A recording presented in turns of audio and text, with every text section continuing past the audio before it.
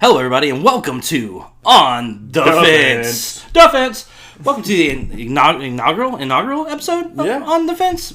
My name's Scooter Van Gogh, and I'm here with Roman Rubio. Roman Rubio, not related to Ricky Rubio, even though or Marco Rubio. Just want to make that very just clear. very clear. But if they want to reach out to us, we're down for it. But yes, sir. We are two sports-loving guys who. From two very different parts of the country, I would say. Yeah. I am from North Carolina, East Coast of North Carolina. Yeah. Roman is from... Born and raised in Kansas. Kansas, right from where Dorothy was from. Not in Kansas anymore, though. You don't know where we are, though. Oh, no. Yeah. No. But, either way, doesn't matter. We're here because we just, we just love sports. We want to talk about sports. And we felt like this is a good outlet to get it out on. We feel like we're very opinionated fellas. Who are also hopefully entertaining to listen to. So let's get on it. Let's get on it. We're going to start off this episode with our sports past. Where we came from, how we started. What's our original, our origin stories when it comes to fandom. And Roman, I'll let you take off. Yeah. So being raised in Kansas, a little bit different than North Carolina. We don't have all the major sports teams in my state. We just got them. Let's don't act like we've had them for a long time. We just got them. So born and raised in Kansas, my mom's side of the family really raised me to the Jayhawks. Big Jayhawk fan coming up initially. Was really just I preferred college over pro. Then I graduated towards the Kansas City Chiefs, even though they're not from Kansas. They're still... The name's there. Yeah, Kansas City, right? Yeah. Two sides. Missouri's got Kansas City, Kansas got Kansas City. South Carolina takes the Panthers all the time. It's fine. We get it. And then, because of my love for the Jayhawks so much, I followed the Boston Celtics. Paul Pierce, my favorite player growing up. Became a fan of Sounds like a bandwagon to me. Yeah. I get that a lot, but hey, it's all right. I love them no matter what. Loved them during IT, loved them now. Obviously loved them before they got the big three, but I was a little too young to truly understand. But yeah, that's kind of my sports fandom. Really just all Kansas. Kansas born and raised. Kansas in my heart. Kansas in my blood. How about you, Scooter? I'm also a homebody as well. Like I said, from North Carolina. So I love all North Carolina things. I'm a huge Tar Heels fan. I love the Heels. Yuck. Fuck Duke. Fuck KU. Fuck anybody that has beat us at a championship. Villanova. Fuck Roy Williams. Yeah. Well, I mean, hey, he chose a good school. But, besides the Tar Heels, I'm a huge Panthers fan. I love... Sorry. Yeah. You're going to hear a lot of sorries. I'm a huge Hornets fan. Again, sorry. I mean, a little less sorry. Yeah, we'll talk about some of that here we'll soon. And then I'm a Hurricanes fan, which we're good. That's a good team. Yeah, we're in the playoffs still. In the playoffs, let's say in the playoffs. Down 2-0, but we're still in the playoffs. Nothing's possible. And then a little randomness here for the MLB. I'm a avid Mariners fan. I love the Seattle Mariners. I've loved them. Ichiro Suzuki was my man. I loved him so much. And then also they're owned by, well, I don't know if they still are, but they were owned at one time by Nintendo of America. So I didn't even know that. That's cool. Yeah, so that's why that makes sense. Yeah, that's why I rooted for them because I was like, oh, Nintendo, I love Nintendo. But those are my main dudes, my main guys that I'll ride or die for. But yeah, I mean that's you'll hear a lot of probably Kansas City opinions and probably a lot of Carolina based opinions on here. But don't worry, I like to think I'm pretty unbiased for the most part. I try to be, but we will try to spread the love and the hate all over the place. But I guess we should also get to an origin, like I said. Yeah, so let's talk about what was your first moment where you were watching a sport and you were like, yeah, this is it. I love this thing. Yeah. I've got a couple. Obviously, I was very blessed, early on to see a championship for the Jayhawks in 2008. That was 3 years after I became a fan. So sitting with my whole family, mom's side, dad's side, everybody at a house, we're just watching the 2008 national championship game. Derrick Rose in the buffed up Memphis Tigers against the worst number 1 seed in the tournament, and watching Chalmers hit that shot. I mean that was I was I'm in love. When he hit that shot, I about cried, and then you hear Jim Nantz go Rock Chalk Championship. Just gives me chills to this day. I mean, I remember watching that, and I am a little bit older than Roman, so I do have a little bit more of a mature, like. I was a child in 2008. Yeah, I was 18, so I would say I was a grown man yet, but I was getting there. Yeah. But no, I would say that if I was a young Kansas fan watching that moment happen, that would be a eye-opening, like, oh man, not only is this team that all my family say is great, but now you get to witness it. Mm-hmm. I mean, I would fall in love with them. Yeah, I mean, because great team. Really, I have a very similar story, but it was when Carolina played. Now, this is my first sports memory, but it's one of those ones that really stuck with me. When Carolina played Illinois for the championship, and I don't remember. It was like 2004, I think. I think it was 2004. That was when you won the chip, right? Yeah, it's like 2003, 2004. And fuck Roy Williams. And we, it was just one of those things, too. Like, I was 14 at the time, and it was just one of those magical moments when, like, my grandma and my grandfather were the ones who were huge Tar Heels fans, and my grandma actually was at the Final Four where Michael Jordan hit the shot. So that's really cool. Yep. So she was there. She saw the shot happen at Carolina. So they've always been just diehard fans, and just to get to experience that with somebody who now I understand is just as diehard as I am, it's just something that I really cherish. Yeah. But I would have to say, like, the first moment when I realized that, like, sports were, like, my jam was my local high school, Southwest High School in Jacksonville, North Carolina. They were going to a championship. They're going to the state championship. I want to say it was in 2002 or 2003, and I rode out there. I wasn't on the team. I rode out there to watch them, and it was the first time I ever sat down and, like, watched football. In high school football, it can be a little messy, but when you're at a state championship, you're going to see teams that are clearly doing the right things. Mm-hmm. And it was just the first time I ever sat down and watched it, and we won. And it was just, again, one of those moments where, like, not only was it a team that I was attached to, but then, like, I got to see, like, the beauty of, like, two good teams because it was a close game. There was back and forth. Yeah, we won. Nice. Yep. Nice. 2-time state champions. Let's go Southwest. Nice. Yeah, I wasn't a part of either of them. I wasn't on the best teams ever, but I definitely wasn't on the worst teams ever. But that was like the first one. And then also that same year, I remember watching, and I wasn't a fan of either team really, but I remember watching the Detroit Pistons play the Los Angeles Lakers in the NBA Finals. Yeah. And I remember vividly, I was in my uncle's bedroom in Charlotte because they were using the living room TV, so he said I could watch it in their room.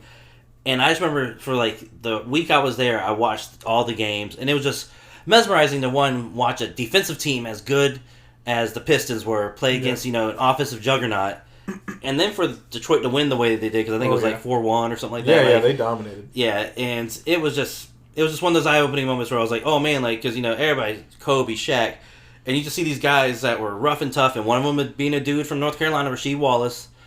It was just like, wow, like, I can't believe, like, this is hype. This is where it's at. And then that's really one of the first sports memories that I have that was like, man, I think I can sit down and watch this 82 times a year. Like. Yeah, right? Yeah, I mean, at least when it came to football, too, I mean, one of my fondest memories was, like, one of the first years I decided to be a fan of, like, the Chiefs. Mm-hmm. And my whole family, we went to a game in Kansas City against the Broncos. Fuck the Broncos.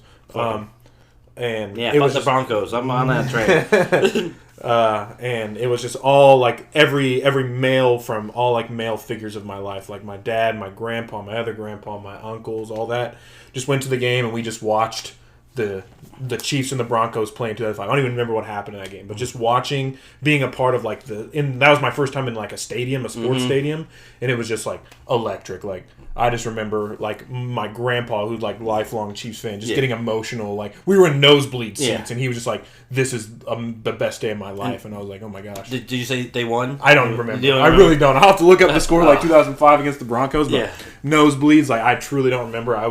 I didn't even really know what was happening. Just like watching like the fans is what I did for most of the game but it was just so electric and just gave me such a good feeling in my soul. Have you ever been to a? Well, yeah, you've probably been to a home game where they've won though, right? Like, yeah. I went. Most of my football games as a kid with the Chiefs was like when we were bad or not so great. I went like 3-4 times a year when we were rocking Tyler Thigpen and Kyle Orton and stuff at quarterback. Tickets were cheap. Yeah, tickets were cheap, and we got some good seats. But yeah, I mean, and then obviously now, like I've only went to the AFC Championship game against the Patriots that we lost in 2018. Oh yeah, that was me and my friend went there, and it was so electric. But yeah, I mean, I've been to a lot of good home games, but obviously as of late, I mean, I've only been to like 2 since Patrick Mahomes came, but it's been awesome anytime. Professional sports wise, I have only been to one game where my team that I went to support won the game. Oh god! It was back. We were the Bobcats still. Oh no, that's a throwback. Yeah, we You're were really the showing your Bobcats age. still. We played the Atlanta Hawks. Gerald Wallace dropped a then franchise record 40 points. So it was pretty awesome, it was pretty cool. Nobody gave a shit because both teams were ass then, but we did win that one time. But man, yeah, I've been to a bunch of Panthers games. They've all lost. One of my first ones, we went and watched play the Tampa Bay Buccaneers, and we got beat so bad that like the Bucs fans were like, "Sorry," like it was awful. And I've been to. And the crazy thing is like if we're talking about like electrifying like sports moments, dude, I went to an MLS game. I went to the Charlotte FC new football club in Charlotte, and dude, it's the stadium was only about half filled from what I would see like at a Panthers game. Mm-hmm. But Same stadium as the Panthers? Yeah, same Bank of America Stadium, but dude, like the feeling in the stadium and just like how loud and rowdy and like every goal mattered and like we drew, like we didn't lose, so that was fun. Like we got to walk away not a loser, but he walks out feeling the same. Yeah, hey, we didn't lose though. We walk away and we didn't watch our team lose, but like every goal was crazy, and it's just like and experiencing that because like I'm gonna let everybody know, fans in North Carolina, professional sports wise, are awful. We are awful. We're never happy. We're never happy. We're crazy impatient, and we just want to win. Damn it, we just want to get one win going. And any sports event I've been to, dude, like we get down a little bit of points, doom and gloom, people talking shit. But at the MLS game, dude, we would get down one, people still in it, screaming, yelling. It was a great time. It was crazy that soccer brings me one of my like most hype, intense moments. But I suggest it. I highly suggest it. Hockey's also fun too. Yeah, I'll have to go to one at some point. But yeah, I've never been to a soccer game before. Soccer fans in general just sound like super passionate. Like I don't know how they compare to like the Chiefs Kingdom, the best sports fans in football. But but I'm sure they're pretty. I'm sure everyone's pretty electric in all of Swifties go crazy. It's a bunch of 14-year-olds screaming. we love the Chiefs. But yeah, dude, like I suggest it. The NHL. I don't know if you've ever been to an NHL game before. Never was close enough to an NHL. The Hurricanes are good, so I suggest going and seeing them. But that's also one of those like sports where like hockey's a little boring on TV. But when you get there, there's just so much going on in the stadium. Dude gets put in the penalty box. They put a camera on him. People start singing a song that I don't know to him because that's what real fans do. Like at the soccer game, they have all these chants. And I know none of them, so I'm just trying to like figure out the pitch of what everybody's saying, and just like and just trying to feel like I'm not the only one that doesn't know. I've been to some amateur hockey games, like we have a Wichita Thunder back in my hometown. Thunder. Yeah, and those were always fun. I mean, even as kids and then as adults, getting just drunk, watching hockey, watching people fight each other and slide all around the ice. Like hockey seems awesome, but yeah, I've never been close enough. A 4-hour trip to Charlotte is quite a drive. Well, the hockey drive would be to Raleigh. You would go to Raleigh. Oh, is Raleigh? Yeah, that's where the Hurricanes play. Okay. Yep, the Hurricanes play in Raleigh. That's not bad, no. Yep, they play at the PNC Arena, same arena that the NC Wolfpack play at. Oh, NC State. Yep, NC State. Yep. Cinderella, not quite enough to win me my money, but hey, it was fun to watch. You could have won me my money back, NC State, but you didn't. But it's okay. If you had to pick fandom aside, a sport that you just watched, like what is your favorite sport? Like if you could just watch one sport, you're not a fan, like take your fandom, your terrible teams out of it. And like your favorite sport. Oh man. I mean, I would have to say my favorite sport would to watch, I guess. To watch. Yeah, okay. I don't know, man. Like so there's something about football. Mm-hmm. You know, football's very, very fun, and you're going to see cool people getting hit and stuff like that, and Cool electric plays. yeah, cool electric plays. I don't know, like man, that's tough. Because I want to say basketball. Basketball is my favorite sport. But if I'm taking that out, dude, like I said, soccer left an impression on me. Like, yeah, no fandom, just watching good soccer just watching games. watching good soccer games with good fans around. Yeah. Just that was. But basketball. Basketball. but after saying all that about soccer, I would probably have to say basketball. It's my number one sport. Also, maybe I should clarify. Maybe professional. Yeah. So not collegiate. So like doesn't Yeah. count collegiate, but yeah, professional. Yeah, probably. Yeah, well, honestly, I really can't stand college basketball. I love watching college basketball because I love go Tar Heels. Yeah. But as you get older, you really just realize yeah, it's not as good as the NBA. it's not. It's not as good as the NBA. The plays that they run are literally like decades old. Like, Decades maybe old. even centuries old. Yeah, Who knows? yeah, and it's like I just don't understand how that type of play, like How does it help people? players that are going to be good in the NBA are not going to play. Like, not saying that they're not going to play well because there've been plenty of players that played well in that systems, but like, you know, like I don't know, like they play differently. You know, like I feel like Yeah. Paulo Banchero, just to name one, but even though fuck Duke, Yeah. like Paulo was not playing the typical Duke way. I felt like kind of like how I'm trying Zion. Yeah. And I'm naming a bunch of because when we get people at Carolina, we follow the rules, but at Duke, they're just gonna do whatever the fuck they want to do. Yeah, I mean, Jason Tatum's a good example, at least for Duke, because Yeah. like he averaged like I think it was like 15 points a game in his freshman year, and then he comes in the NBA and he's just like this polished rookie, and it's like you didn't see that all the time at Duke. It's just how they run their like offenses and stuff is very. It's really team oriented, so a lot, and obviously they play less minutes, so like their stats just don't show like what they're capable of. It's hard to see a lot of the times why I feel like draft picks or people mess up is because you're just seeing not everything that they have to offer. Maybe you unfortunately you're seeing everything someone has to offer and it's not enough. Yeah, and the other part is that is you see kids like so top draft picks are usually part of good teams, and usually good teams have a lot of good players on them. Yeah. So everybody needs their shine. Where that player is probably going to go to a shitty team, so it's like, how does this player go when he doesn't have 4 other 5 stars on his team, and all the other people that are on his team are people who clearly aren't up to snuff because they got the first pick or second pick or whatever pick they got. Like so, I don't know. I it's exciting because the tournament. The tournament obviously makes it so much better. Yeah, but like, course, yeah. I do not think I could. If Carolina's not playing, I'm usually not sitting down Yeah. and watching. Unless it's like a college basketball game. lower seed. Like, yeah, if like in the tournament, when it's the lower seeds, I love watching the lower seeds play. Yeah, I watch a lot of the tournament games because you start seeing people panic. You start seeing people like play when it matters the most. Yeah.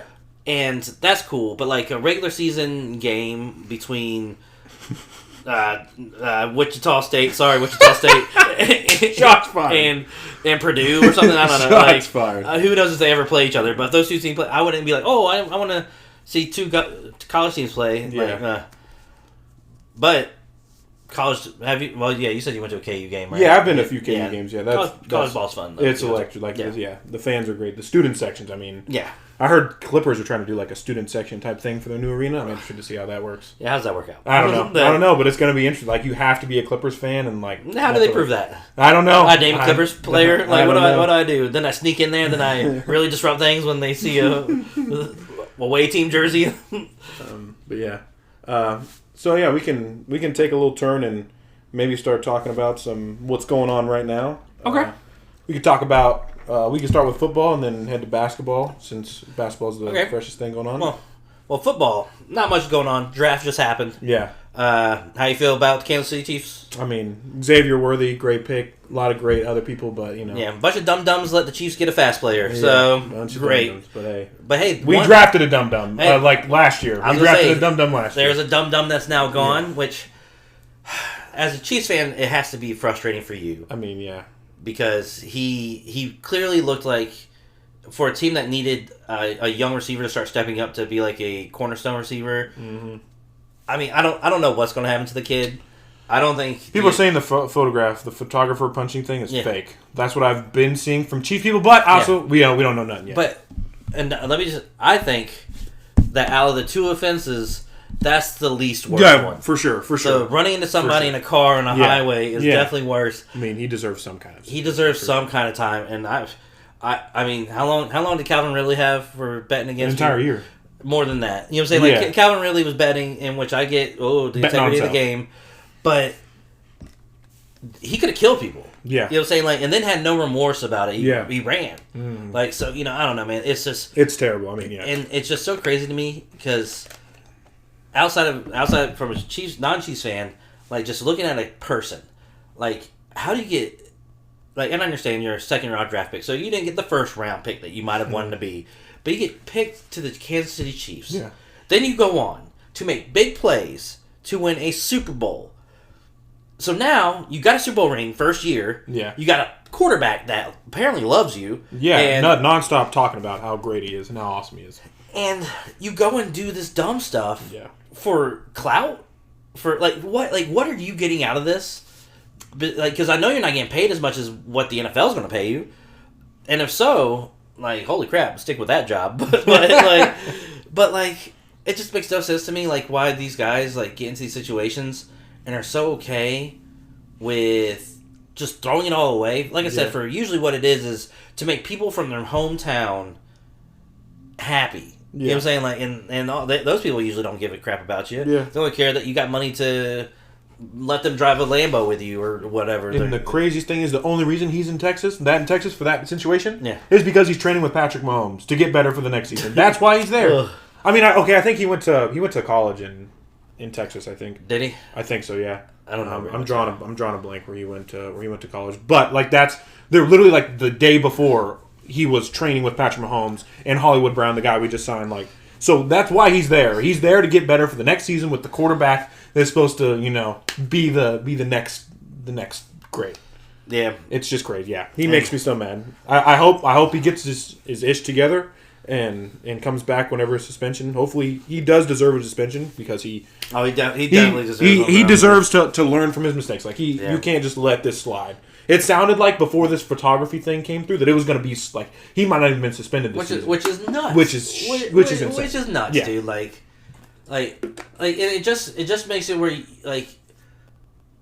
so you're condoning that. Like you're like saying, all right, kids, win a Super Bowl and now you can slam a car to another car on the highway and then run away. Yeah, and then run away. And that's the crazy thing too, is it wasn't that he was in a car accident for driving fast. Yeah, that'd have been one thing, and like, okay, suspend them, but then he ran away 100 miles an hour and then just bye. Yeah, like, that's the disgusting thing. So yeah, there's that. Yeah. I mean, over in Carolina land, we we're still trying to build around Bryce. We're all trying to build around Bryce. He's going to work out. He's better than C.J. Stroud, they tell me. They tell me he's better than C.J. Stroud, and we were just bad last year, which we were. I mean, steps in the right direction. You guys got like linemen. You got some receivers. You got Deontay Johnson from the Steelers. Yep. Got that rookie receiver who I love. Yeah, Xavier Legette. Yeah, love his accent. Love his whole like character, like how he carries himself. The one thing that I don't like about him is he was in college for 5 years, and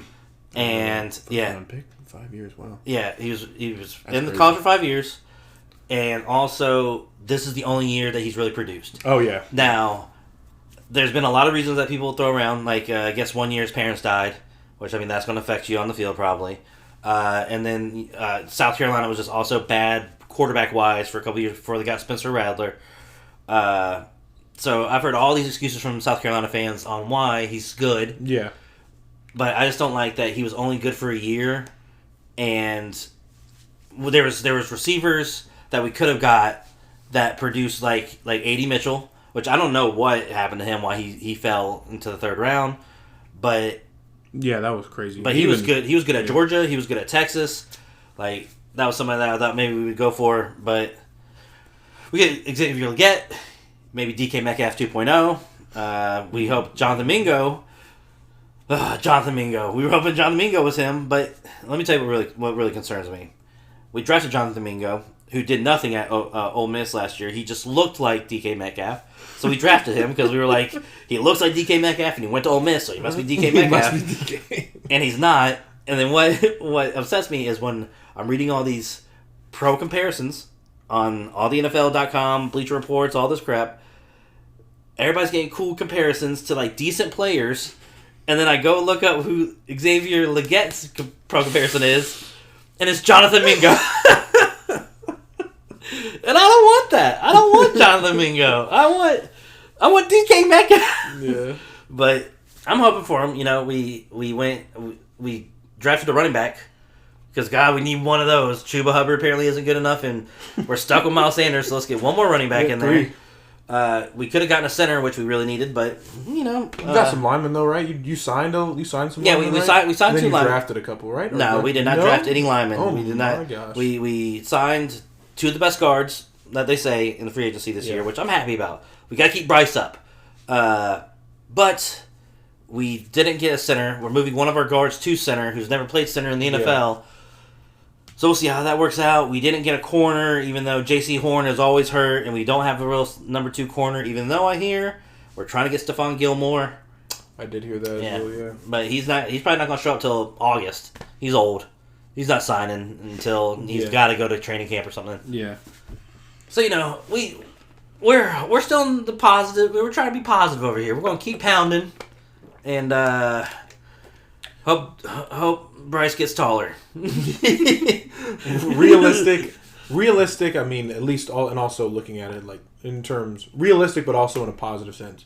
Best case scenario this year for the Panthers. Win-loss record? Yeah, like best, like maybe fighting for a playoff spot, even though you're like a negative. Like last year, like where the whole division's bad, but like you're still fighting. I would say our best, and to be clear, I would also be very happy with this outcome. Would probably be 7-10. Yeah. Like if Bryce is not getting sacked, crap ton, and Icky is holding his blocks on the left side of the line, and everything looks fine, and we're just losing close games, I'll be okay with that. But man, like also a new coach. How do you feel about a new coach? I love Dave Canales. Okay, I've never seen him actually coach a team, but the way he talks, I love it. You know, he was in Tampa Bay last year. He made Baker look real good. He was in Seattle the year before, made Geno look real good. So, and he made Mike Evans look great, even though Mike Evans always looks great. Looks great, but I like that he made a big receiver get open all the time, so maybe Xavier Legette will be that guy. Mm-hmm. But, I mean, there's the problem is last year all I heard was all-star coaching staff for the Carolina Panthers with Frank Reich and all these guys he brought in. And then it turned into what everybody compares to the Hunger Games from what I think Joe Persons or something like that said it was. Like, our real problem is David Tepper, our owner, but he ain't going to sell because he makes too much money from Ticketmaster. Yeah. So we are screwed in Carolina. Unless he does something real bad. If you have anything real bad on Dave Tepper, we need that information. It all would be appreciated. Just hit us up at www.baddavidtepperinfo.org. Please. All right. I'll get on that. That's some good football talk. Now we get to the real stuff that I want to talk about. The real stuff. Sorry, I was wasting your time. No.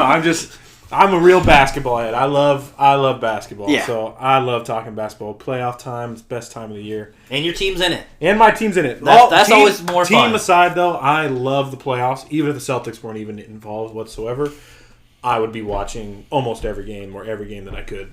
So yeah, I mean, first we can talk about like our teams, your team. We're not in it. You're not in it. Yes, I know. The Hornets are not in it. We're not even close. I know, right? But you got an outlook at least. You got Brandon Miller. You probably have a pretty high draft pick this year. I mean, I don't know much about this draft class, but I mean, there's some good talk. The only one I want is Sarr, that big guy from France, or you said the dude from the kid from UConn, Klingen or whatever, Klingen. He's tall. He looked good, and dang, that UConn team, was rough. So I'm down to have a dog like that on my team. Yeah. Yeah, I mean, like in terms of playoffs, we can talk some playoffs. All right, so we're halfway through the second round, we'll say, right? Most series are about 2-0. Yeah, about 2 games. Yeah, 2 games into the second round. So Who is your favorite to win? And I know Boston's in it. Yeah. Is Boston your favorite to win still? Right now, I would say, I mean, everyone's gonna think biased. I do think the Celtics right now have the best chance because like before the playoffs started, you could say Denver. Like everyone would be like, yeah, obviously Denver's defending champs. Right now they're down 0-2. Like the Celtics, yeah, the Heat were injured. We took care of them in 5. The only game they beat us, they shot a franchise record in 3-pointers made. Yeah, it was nuts. Insane game. But Jason Tatum has not played well, and I know people are going to say Jason Tatum didn't play well because Jason Tatum is playing bad. No, Jason Tatum's not playing well because he's getting double and triple teamed anytime he tries to make a move outside of the 3-point line. Like it is how he's being guarded is allowing Jaylen Brown, Derek White, and everyone to get going. And we're also doing this all without Kristaps. We've been doing this without Kristaps since Game 3 of the first round. Just blew Cleveland out. We got a Game 2 tonight in Boston. I mean, we've beaten every single game we've won. This playoffs has been by 14 points or more. So, pretty dominant. Timberwolves look really freaking good. Yeah. I mean, if we're talking like matchup wise, Denver or Minnesota and the Celtics in the finals is there's no weaknesses on either team. Like defense on both sides, everybody can play defense, and they've got stars that can ball out. We've got stars that can ball out. But so coming into the playoffs, I would have probably said Denver. Yeah. They're just Jokic is the man. He just won his 3rd MVP. Congratulations to him. But the Timberwolves, man, they are just so aggressive and so good at being aggressive, and they don't let down. And Anthony Edwards, so as somebody that has a player that was drafted in the same year Anthony Edwards was, for the longest time, and I know they haven't been in the league that long, but when I was comparing LaMelo to Anthony Edwards, I always held that LaMelo won Rookie of the Year that year, and I always felt like the trajectory of both of them could be the same. But with LaMelo being hurt all the time now, which I'm hoping this year we just sat him. We just didn't play him. We didn't want to hurt him for a waste of a year. He starts his extension year next year, so while he's making big money, we want him playing big minutes. Yeah. So I hope that's the case. But man, like I used to hold on to we got the best player in the draft somehow at 3, but it's hard to say that now. Like Anthony Edwards is just showing why he was the number 1 pick, and he is so good on both sides of the ball. He is. He's got the body, like he can bully most people he wants to bully like that are his size. He's got that old school like trash talk, like that whole thing with KD round 1. I mean, now with Jamal Murray round 2. I mean, that man. And he does look a lot like Michael Jordan. He does. I'm sorry. He looks a lot like Michael Jordan. Gosh. So, I mean, who knows? Who knows? We don't know. Michael doesn't know. Nobody knows. Let the record show Scooter is on the MJ's lost kid is Anthony Edwards. It could be. Look at him, dude. Like, look how he plays. Look at him. But it's hard to go against this team. And the crazy thing is I mean, I know they did the first game with Rudy, but the game 2 where I felt like they were really like, oh man, this is getting crazy. Like they were whooping. Yeah, they didn't even have Rudy Gobert, and when he comes back, he's gonna be new dad. So he's gonna come back with the new dad energy. He's going to show his newborn son. Because I'm pretty sure when Deuce was born, Jason Tatum was out there dedicating every game to him and balling out. Playoff history shows Fred VanVleet 2019 Toronto Raptors run. Baby boy in like round 2 went absolutely nuclear all the way until they won the championship. Last year, I think it was last year before, Derek White. It was the year we made the title run. Derek White had a baby boy, went on a crazy run in the Eastern Conference Finals, and had like 1 or 2 games in the finals where he balled out. He didn't win, fortunately. But yeah, baby, newborn sons, newborn kids, track record. Yeah, and you gotta go track record. Rudy just won his 4th Defensive Player of the Year, which crazy. Yeah, and I am a guy who I'm tired of the Rudy Gobert slang. I feel like there's a lot of it, and like I've never had a direct connection with Rudy Gobert, but I thought he was great in Utah, even though he did some questionable things towards the end of his run there. Yes, touching the microphone was definitely that was a bad situation. But like on court wise, I feel like Rudy gets a lot of shade for why it didn't work out in Utah. Yeah. And I think we're seeing it now that maybe it wasn't Rudy. Rudy's still doing his thing, which is play defense and get rebounds. Yeah. And every once in a while you'll get a decent scoring game out of him. Yeah. And Donovan Mitchell's still doing his thing, which is run around like crazy and try to score as much as Be a possible. one-man show. Because I mean, it's not like Mitchell doesn't have. Not saying Jared Allen and Rudy Gobert are in the same echelon or whatever, but he's got good players down there that play defense that can do the same thing Rudy Gobert does. So why is it not working out this time? You know, like. Yeah, I mean, I would say I'm on defense. I'm on defense now. On defense. Rudy Gobert, I'm a little bit of both. So in Utah, he basically like every playoff run just got played off the court. Like they would stretch him out, they'd stretch him out, and he would be too slow, or he just wouldn't be able to be on the court for the playoff series because he was a liability. Unfortunately, on defense, like not necessarily his fault. He's slower, he's bigger. Like the schemes they tried to run to keep him in the paint weren't working. I mean, you're going against the Warriors and stuff like that. Yes, it's the Warriors. It's the Rockets. The Rockets. It was. I'm drawing a blank here. It was the Suns. The Suns with Booker and Chris Paul. Oh wait, no, I think he was on the Timberwolves that year. Maybe not. But yeah, and then now I think what it is. I don't think it was ever Rudy Gobert's fault, even though he always got all the blame. I think it was partly the coaching staff and partly his with his partners. Yeah. Like he was supposed to be the second best player on the Utah Jazz. Sorry, Rudy Gobert is a great player. Yeah. Obviously, 4 times Defensive Player of the Year. Yeah. He cannot be your second best player. He does not have the offensive game. Yeah. Offensively, no, he cannot be. Yeah. He can definitely be a 3rd or 4 option if he's open and everybody else is getting attention. Yeah. But yeah, no, you're right about that. Offensively, he is not going to be there to make the clutch baskets. Yeah. But he will make the clutch stops. Yeah, so, we'll see. We'll see as the series goes on if maybe Denver tries to exploit what people did in past. But I do feel like Rudy Gobert is the most disrespected 4 times Defensive Player of the Year. Like he's no one talks shit on Ben Wallace. Everyone's like that man's a dog. Yep. That man's a dog. Dikembe Mutombo, finger wag. It's all over everywhere. Like everyone finger wags.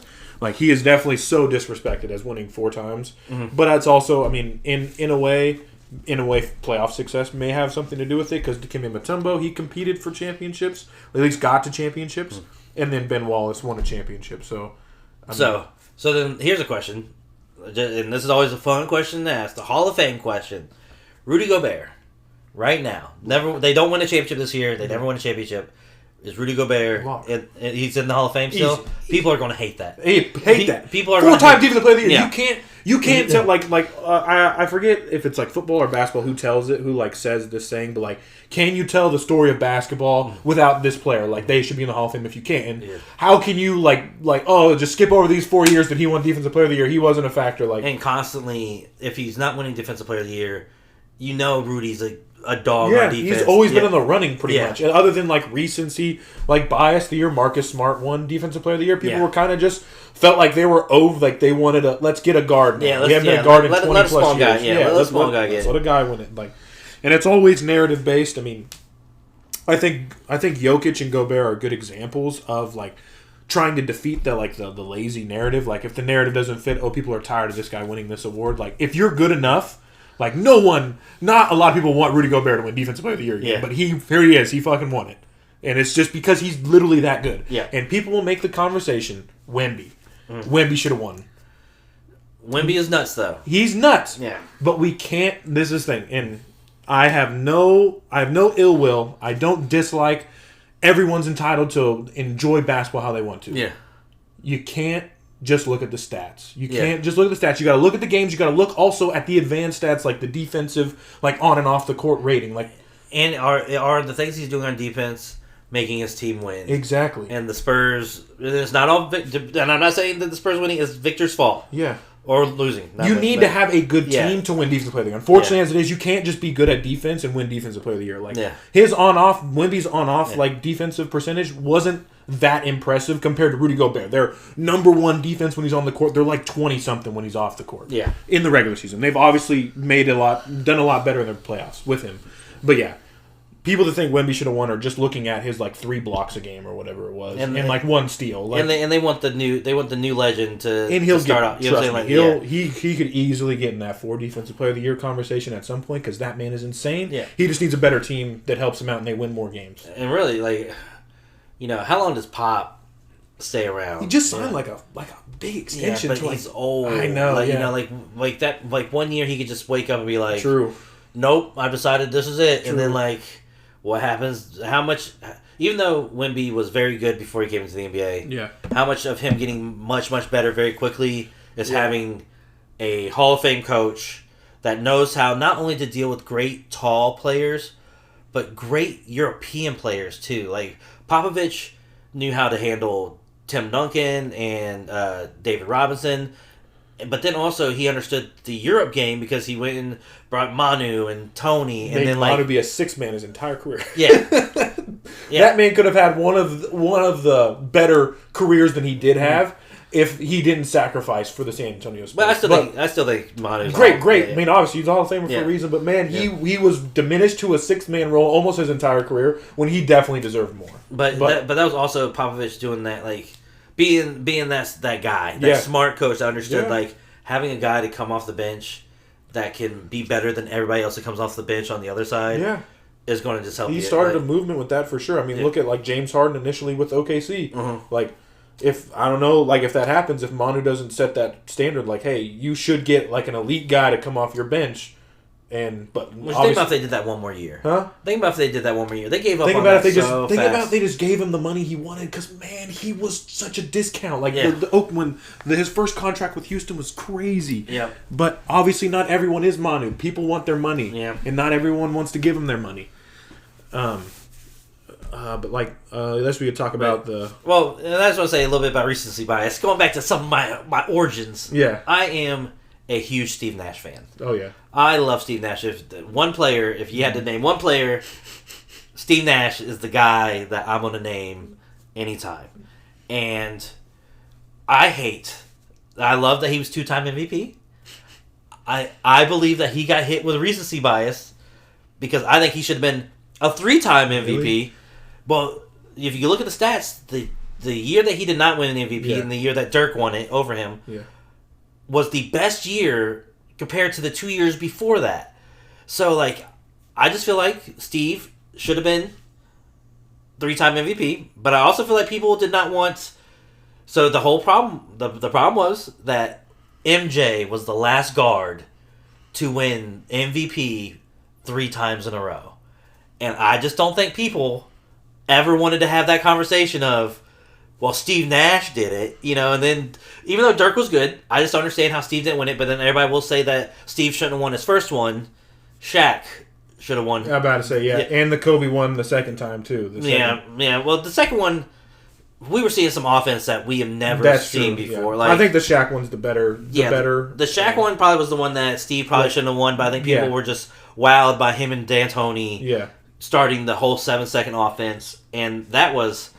As a kid who was just learning on what kind of basketball I liked, watching Steve Nash run around the court and do these crazy behind the back, no look, alley-oop, and no matter who he threw it to, Rajon Rondo, Raja Bell, Sean Marion, Amari Stoudemire, Channing Frye, Leandro Barbosa, Grant Hill was there. Yeah, he was so fast. And just watching those guys go, man, it just irks me that he didn't win it the third year. Yeah, they should have gave Shaq the MVP the first year and then just given Nash that one. At least me, personally. I think Steve should have got it every year, but yeah, sure. I guess we could compromise on that. As a kid, dude, I loved Steve Nash, Jason Williams, and Rajon Rondo. Those are my people. Like in the outside on the court, I was trying to do the Rondo, like behind the back fake layup. Like I loved how they all passed the ball. And the professor. Don't forget the professor and one mixtape. So I still watch. I follow him on Twitter, and I still watch his videos. As a short white kid, the professor made me believe. And then I would go out to the courts, and then I would go, "How does he do it? How does he make it look so easy?" But man, no. Also, at least piggyback off your recency bias. This is the topic I've wanted to get into for a minute. We talked about Anthony Edwards. Yeah. I just want to be clear. I love Anthony Edwards. This whole he's better than Jason Tatum talk, I dislike very much. He is playing. Okay, so I'm not going to say that he is better than Jason Tatum because it's all subjective, and like, it's all about basketball is a game of streaks, and people are going to get hot, people are going to get cold. But right now, if we're talking these playoffs right now, Anthony Edwards is playing better than Jason Tatum. He is, but that's also not necessarily Jason Tatum's fault. I'm not saying it is, but I know, but like if we watch then this is me. This is why it irks me. I've watched pretty much almost every Minnesota game. I maybe exclude 2 games, and I've watched every single Celtics game of this playoffs. How Jason Tatum is being guarded in these playoffs is not at all how Anthony Edwards is being guarded. Anthony Edwards is having the luxury of still getting these one-on-one looks. Jason Tatum, especially the Miami Heat. We faced Miami 5 times in the last 6 years in the playoffs. How they guard Jason Tatum is brilliant because for years past it's worked because we haven't had the stacked-ass team. We've had stacked teams or good teams, but not teams like we have right now. So Jason Tatum's on the right wing, right? There's a dude in the corner next to him. There's a dude at the top of the key. He goes left. That guy comes in and the other dude starts creeping. Jason Tatum loves to dribble and do a little turnaround. When he turns around, that guy blitzes him from the corner. So he's getting basically triple teamed almost all the time. The Cavs did it in game 1 too, which is why. And Jason Tatum is a flawed player and he wants his shots, no doubt. So he's going to jack up some bad shots because he wants to see if he can get a rhythm with how they're guarding him. Yeah. But he's not being guarded how Anthony Edwards is being guarded, unfortunately. But I mean that's also because of past. Yeah, because of how well Jason Tatum's played in the playoffs and how successful the Celtics have been with him at the helm. Because did the Timberwolves make it to the playoffs last year? They got knocked out in the first round. Or they didn't make it last year. They got knocked out in the first round. Whatever year Rudy Gobert's first year was, which I think was last year. I think so. They got knocked out in the first round by the 2 seed, I want to say. Because it may have been Ja. It's just, you just have you have a lot more tape on Jason as far as as playoffs go. Yeah. And then also, it's just when somebody is good for a long period of time, the expectation of them is higher. So back when a 20-point game or 25-point game used to be impressive, it's no longer impressive. And if you get 20 points in the game, it's what's wrong with you now. Yeah. And right now we're just going through the point with Anthony Edwards that we've never seen him do this before. Yeah. So now it's oh man, he can do this. This is exciting. But we don't expect, every night, even though I'm kind of I think Anthony Edwards can go off.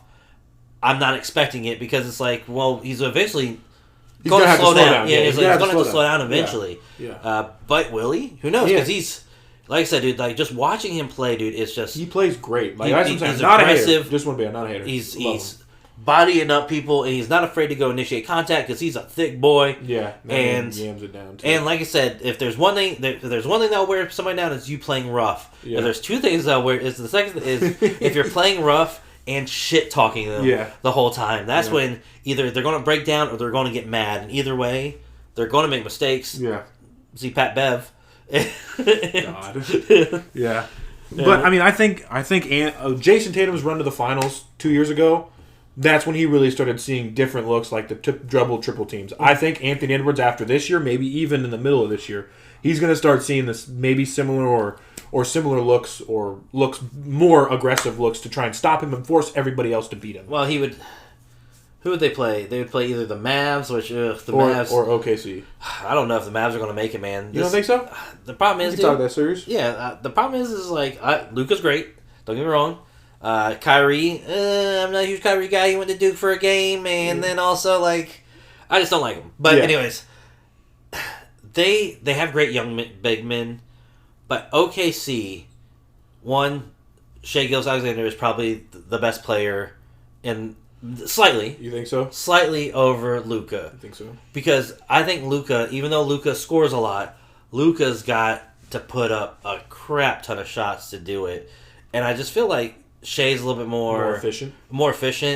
And but he also goes to the line a lot more. Like Shai's that next James Harden type guy where he gets fouled, goes to the line. Jalen Brunson-esque. Yeah, but that's what you got to do to get the points. In a way, it's an IQ thing. For the NBA, you got to learn how to get your shots. If Luka, so this is the thing is, if Luka's shooting 2 of 10 from every playoff game right now, pretty much, you think it'd be smart for him to, and let's say the reason why is because he's being guarded by Shai.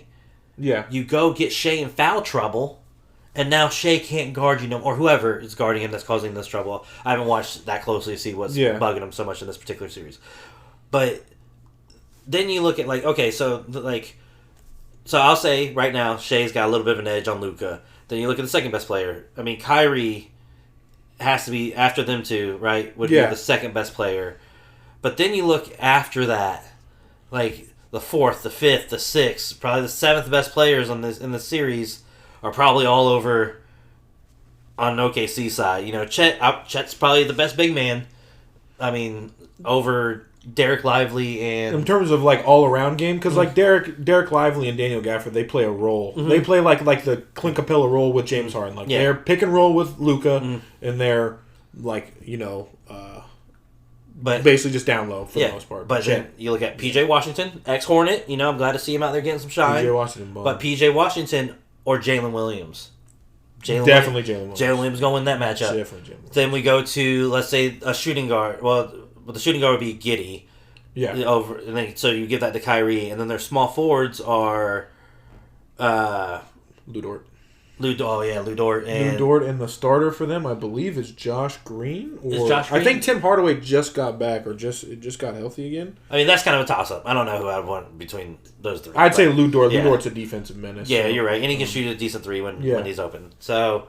And then you got Jalen Williams at power forward. The other Jalen Williams. Yeah. Yes. I mean, like I said, it just seems like not only that, but they're so young. Yeah. That like, and there's not a weak point. They all play really good defense. Like there is not maybe Isaiah Joe off the bench. He's just small and scrawny, but like everybody likes playing. That's what I'm saying. Like not only are they good on offense, but when they get on the defensive side, they're looking to make those plays where Luka and Kyrie aren't. You know what I'm saying? Like the two best players on the Mavs side aren't looking to play that great of defense because they're trying to put it all out on the other side of the court. So let's also talk about the bias. Luka does carry he gets a lot of passes from the league. Like that man played good defense for 2 games in the first series, and that was like the talk for like 3 days about Luka said no more double teams. I got him 1-on-1. And then ever since then we don't hear that anymore. He's not playing good defense, but like.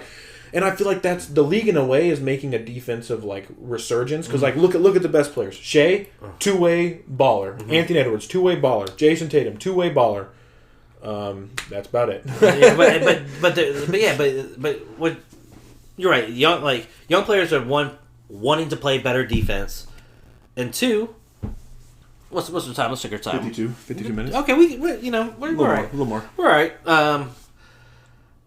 But young players are wanting to play better defense, and it's just like there was that star mentality for a while. I feel like that if you were good enough offensively, you were a star. Yeah, you were a star, and you didn't have to play defense. I think that's starting to get busted a little bit because, like if you're not good offensively for a game, then what are you bringing to the table? And Luka, dude, he just looks tired, bro. Like he looks like he's having a tough time. Him and Jokic just have that always tired look on them. But like Luka plays. Yeah, but Luka, Jokic always looks tired, but but Luka, like his hair's messed up. He's like breathing heavy all the time, like having to sit on the back of the goal some. Like he's having a tough time, bro. And I think that they still need a few more pieces, and I don't know how you get that. Because I feel like you're probably pretty tied up. I think they did a really good job. Like so far, we'll still see like how it plays out. But I feel like Dallas did. When they came into the season, I was not impressed with their roster. But when they got PJ Washington, Daniel Gafford, and all those boys, they did their work. If they can't win this series, it's going to be really tough for them to improve off of this because they're paying 2 max guys, and they got a bunch of other like role players that are probably going to want more money eventually. And let me bring up one more thing. Let me tell you, as a Hornets fan. The draft night that we drafted Shai Gilgeous-Alexander, right? We drafted Shai. I was kind of about it, right? I was like, Kobe. We also drafted Kobe, but this is a little different. Kobe was never going to play for us. He said it. He said he was never going to play for us. He wanted to play for the Lakers. That was the only contract he was signed. Well, that was the only contract his mom was going to sign. And so we had to do what we had to do. And we got Vlade Divac, who was an all-star at the time, but God, fuck you, Vlade Divac. Fuck you, Vlade Divac. Yeah, God. I hate you. But what was I talking about? Shai. Yeah, Shai draft. Sorry, I got a little sidetracked. Shai draft. Man, so we drafted Shai. I was like, oh, nice, cool, okay, guard. And then there was the trade. And we traded back. We traded Shai for Miles Bridges. And so then I had to get hyped about Miles, right? Yeah. Like, and I was hype about Miles. You know what? He was hype. He was hype. Yeah, He yeah. was. Miles was not bad He starting played off. pretty He good. definitely looked like we made the better choice, dude. Yeah. But like For sure. 3 years down the road now, Yep. though, like Fuck whatever, that like, guy.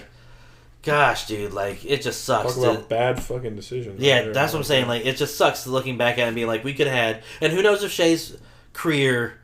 That's true. Because the thing is Oklahoma City, man, like, even though they're a small market team like us, Yeah. they are so good at being aggressive and eyeing talent.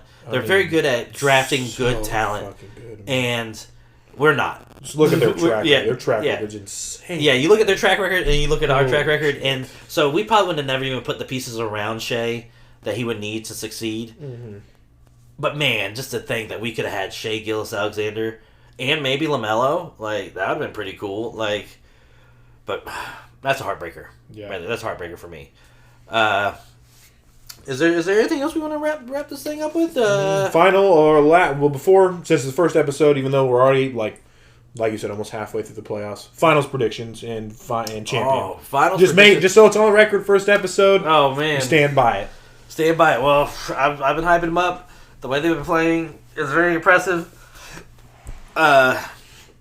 Right now. I gotta say the Timberwolves, man. They just seem like they. Timberwolves against two and how many games? Oh man, Timberwolves versus. I mean, the only good team in the East I'd say is Boston. If we both don't have Boston, someone's messing up. Like, bias like, out of the way. who else? Like realistically, wait, who's Boston's playing Cleveland? Maybe which has- Cleveland. Honestly, No. Cleveland has the best chance because they have. Yeah.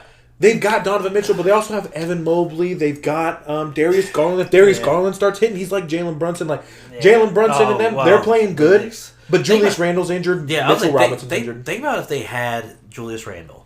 Wow. I don't know. I think Julius Randle hurts them. Oh yeah. Right now. Damn. I think Julius Randle takes away from Jalen Brunson. He takes away from what Josh Hart's doing right now, and he definitely takes away from what Dante DiVincenzo's doing. Dude, Josh Hart flying around like he Yeah. gets so many rebounds. Think about that job. Like, That's the toughest job in sports right now. Is Josh Hart playing 48 minutes in the playoffs? like good God. Dude, that doesn't get a break.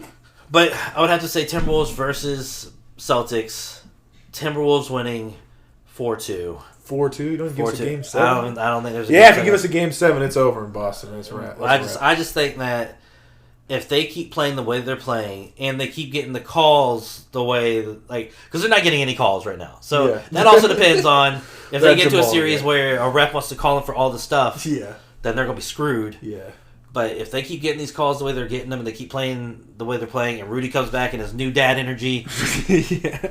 I'm going to go with the Timberwolves. It'll be the 1 year they win it.